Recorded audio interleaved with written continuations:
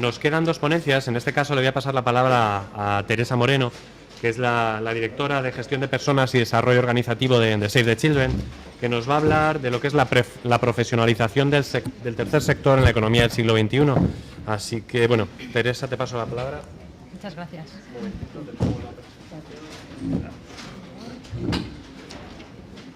No esté pasando. Igual. Yo hablo mucho.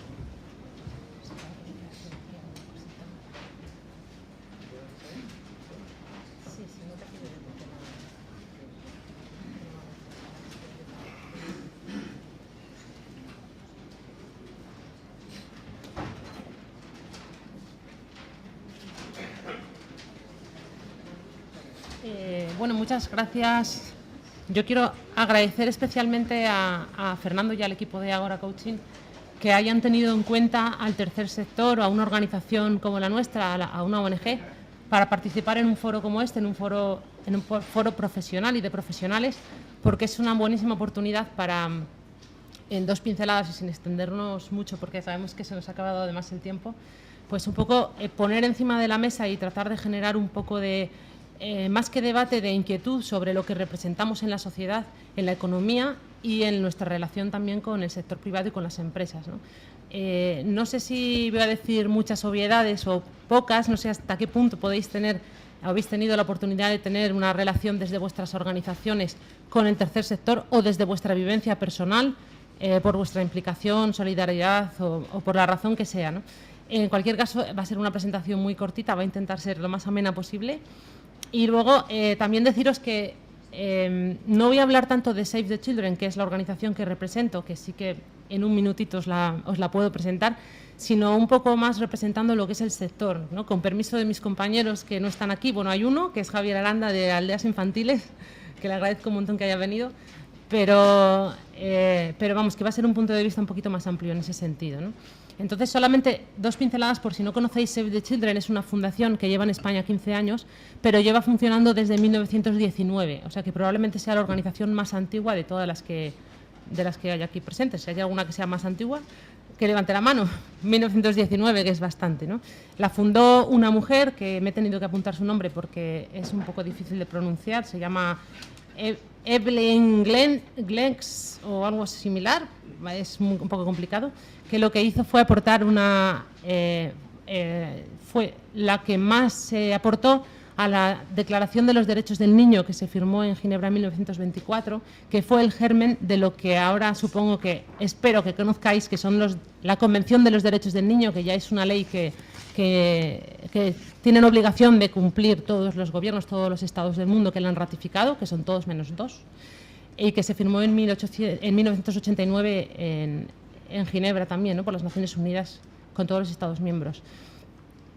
La organización Save the Children trabaja por la infancia, por los derechos de la infancia, en un enfoque de derechos a todos los niveles, desde los más asistenciales, sobre todo en emergencias y en países que necesitan realmente ayuda humanitaria urgente, hasta trabajo con enfoque de derechos para cambiar políticas, prácticas, para erradicar, desde el punto de vista de todo, ¿no? Pobreza que afecta, el círculo vicioso de la pobreza que afecta a los niños, trabajo infantil, violencia, bueno, todo lo que... No va a ser una charla sobre derechos del niño, así que voy a intentar en ese sentido no entrar al tema que me encanta. Luego dicen que los directores de recursos humanos no estamos en el negocio, ¿no? Y podría pasarme 3 horas hablando de los derechos de los niños y no agotarme nunca, ¿no? Y bueno, en España llevamos 15 años y somos una organización que tiene 300 empleados y otros tantos voluntarios, con lo cual esto ya empieza a dimensionar un poco de qué es lo que vamos a hablar hoy, ¿no? Que las ONGs igual no somos lo que en muchas ocasiones parecen, ¿no? Es un poquito la importancia del tercer sector en la economía y el empleo, que era un poco también lo que Fernando y yo habíamos quedado, ¿no? Vamos a tratar, en toda la presentación se va a ver un poco transversalmente lo que ha sido la historia de la profesionalización del sector y la razón por la que en este sector un director de recursos humanos está no solamente en la estructura, sino en el comité de dirección, que eso es un síntoma de la profesionalización. Las tendencias de gestión, que nosotros también tenemos nuestros retos, nuestros parecidos con la empresa privada, nuestras diferencias, y un poquito la relación que tiene también con el mundo de las empresas en todo esto que estamos tratando en el día de hoy, en la transformación del país, en la innovación y en nuestra aportación, ¿no? Hacer un mundo un poquito mejor. Yo no sé si tenéis en la cabeza que una ONG es algo similar a esto, o más bien algo similar a esto. Seguramente hace 20 años era la primera fotografía, la representaba muchísimo mejor. A día de hoy, salvo por los trajes, que ya no se estila tanto lo de ir a trabajar en traje, pues es más bien esto, ¿no? El trabajo de una ONG es un trabajo de una organización normalmente profesionalizada, con una estructura, desde un director general hasta el último administrativo, profesionalizada, que además tiene un valor añadido, que es combina su trabajo con el de muchísimos voluntarios, pero que al final hay que gestionar igual que una organización, que una empresa. Hay que gestionarlo porque tiene una misión, tiene unas personas que están ahí para conseguirlo y unas organizaciones en las que realmente no se desarrolla ningún producto. Son organizaciones normalmente lo más entendido como servicios, donde la actuación de las personas es muchísimo quizá más importante que en otras organizaciones, ¿no? Cuando uno habla del sector en España, pues solamente por echar un vistazo a algunos datos principales, ¿no? Se imagina pues las grandes organizaciones que todos tenéis en la cabeza, ¿no? Cruz Roja Internacional, Intermon Oxfam, Plan, World Vision, Acción contra el Hambre, Médicos del Mundo, Médicos Sin Fronteras, Save the Children y un montón de ellas que no están aquí, ¿no? Las conocéis, las identificáis, podéis tener en la cabeza que sí, realmente son organizaciones, bueno, sí, grandes, que hacen cosas aunque no sepáis muy bien el número de personas que trabajan allí o cuánto volumen de facturación o de dinero, de euros manejamos, ¿no? Pero algunos datos que a lo mejor os pueden hacerlo entender desde otra perspectiva, ¿no? La CONDE es la Confederación de ONGs solamente de desarrollo y cooperación, que es como una subparte dentro del sector de acción social o de ONGs o de organizaciones no gubernamentales. Representa solo aquí en Madrid 92 organizaciones, más las 17 coordinadoras autonómicas de la CONDE que están en las diferentes autonomías en España, ¿no? Como dato, en el ámbito de cooperación, solo aquí somos alrededor de 4.800 trabajadores, solo en cooperación, que es una pequeñísima parte del sector. Solo en Cataluña, esto digo en Cataluña como ejemplo porque hay un estudio que se hace cada 2 años en Cataluña por parte del Observatorio de Tercer Sector, allí, que es muy fiable y los datos, por lo tanto, me sirven como ejemplo, ¿no? Solo en Cataluña, en el 2009, había más de 7.500 organizaciones sociales, ¿no? Y esto representa, con el volumen de ingresos que manejan y que desarrollan luego a la hora de poner en marcha los proyectos, el 2,83% del Producto Interior Bruto de Cataluña, del mismo año, lo cual es un dato que no deja de ser pues, sorprendente por su dimensión, ¿no? Lo mismo, en Cataluña, 100.000 personas contratadas en el sector, lo que significa un 2,85% de la población ocupada de la comunidad. Bueno, creo que esto es representativo de la importancia que tiene el sector en el empleo. Nosotros somos empleadores potenciales cada vez más. Además, somos un sector atractivo para trabajar para muchos profesionales que nos estamos llevando de vuestras empresas, porque ahora haremos un pequeñísimo repaso sobre los aspectos de gestión que más nos preocupan a los directores de recursos humanos y a los directores generales en las organizaciones, ¿no? Y a los mandos. Y veréis el porqué a veces no conseguimos fidelizarlos, por utilizar la palabra adecuada, como deberíamos, o por qué conseguimos atraer a aquellos profesionales que a lo mejor se os pueden ir a vosotros de vuestras organizaciones, ¿no? Que es bastante interesante. Antes de eso, sí que me gustaría hacer simplemente una pincelada de lo que es el perfil de una ONG multinacional, ¿no? Para que las conozcáis un poquito más.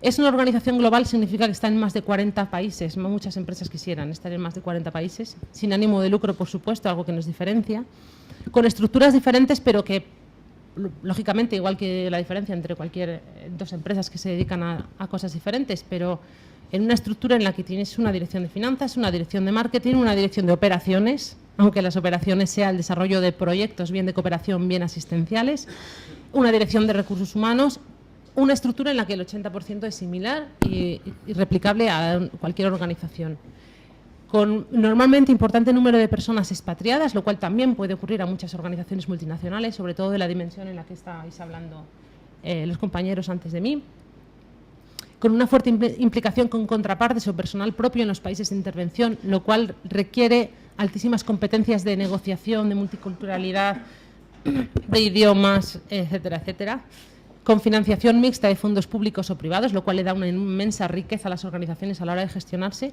y una altísima preocupación por el buen gobierno y la transparencia.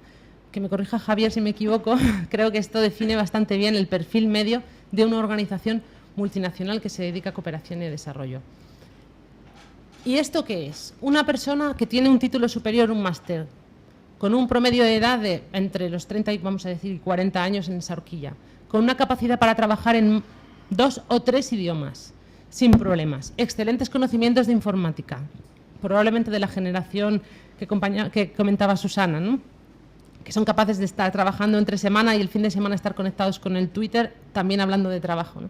Con un altísimo grado de multiculturalidad, que es un valor, sabéis, fundamental para poder desarrollar bien las organizaciones, ¿no? Una competencia muy valorada, dotes de liderazgo, de comunicación, gestionando equipos y atraídos por la retribución emocional. Esto es un perfil muy atractivo para cualquier organización, ¿no? Este es el perfil medio de un expatriado de cualquiera de nuestras organizaciones, ¿no? El ONGero que existía hace 20 años, cuando todavía el sector no había evolucionado, no es el perfil del profesional que contratamos ahora, ni siquiera para las áreas de negocio, por hacer el símil, ¿no? Evidentemente el financiero es un financiero en cualquier sitio, ¿no?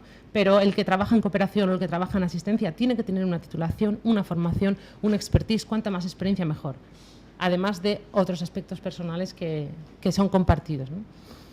Entonces, por hacer un poco el símil y acercar un poquito más el debate sobre lo que es la gestión de los recursos humanos y acercarme un poco más a lo que hablaron también Alejandra y Susana en las primeras 2 organizaciones, ¿no? ¿Qué nos preocupa en la gestión y cuáles son nuestros retos como sector? Y probablemente van a ser cosas muy similares, pero también tenemos nuestra propia identidad. Evidentemente nos preocupa el compromiso, necesitamos tener equipos comprometidos y más en los tiempos que corren. Nos preocupa el talento. Queremos tener a los mejores profesionales que aporten más allá de lo que se puede comprar, de lo que se puede aprender o de lo que se puede copiar, ¿no? La esencia de la persona, que es lo que hace la diferencia en la organización. Y nos preocupa la estrategia de las personas junto con la estrategia de la organización. En esto tampoco creo que haya muchas diferencias. Pero dando una pequeña pincelada a los aspectos fundamentales de la gestión, ¿no? Algunos datos, y solamente son algunos datos que quiero para que removeros un poquito y haceros pensar, ¿no? Por ejemplo, en reclutamiento. ¿Cómo reclutamos las ONGs? Pues igual que vosotros. Vamos a InfoJobs, vamos a hacesfalta.org, que es una página gratuita para que podamos nosotros hacer nuestro reclutamiento. Tenemos desarrolladas nuestras páginas web por expertos que muchas veces tenemos contratados nosotros, o contratamos los servicios de consultoría para hacer desarrollos web. Tenemos herramientas modernas y sitios compartidos. Pero también tenemos algo muy interesante, y es que cada vez más somos un sector atractivo, es decir, independientemente de que la organización haya superado o no esa excelencia por la que puede ser un mejor best place to work para trabajar, ¿no? La verdad es que cuando cuelgas una oferta de trabajo en la web, a nivel que puede ir más allá de páginas específicas del sector, como puede ser Hacesfalta, ¿no? Cuando utilizas un InfoJobs, la aceptación que tenemos, la recepción de candidaturas es inmensa, pero es inmensa. Yo he trabajado en el sector privado también, he trabajado en consultoría y sé un poquito de los ratios que estaba manejando. Hace 4 años, en el 2007, no sé si eso fue hace 4 años, sí. En el 2007, por ejemplo, no estaba en Save the Children, estaba en otra organización del sector, pero que al final viene a ser lo mismo, con las mismas dimensiones aproximadamente y una misión similar. Colgué en InfoJobs el puesto de director de comunicación con un salario nada competitivo, más bien similar a un salario de técnico de comunicación en cualquier empresa que tenga una dirección de comunicación potente. Y en menos de una semana tenía 1.200 currículums. Y fue antes de la crisis, es decir, no eran 1.200 currículums de cualquier tipo de perfil que se apuntan a un bombardeo como está pasando un poquito más en el último año, ¿no?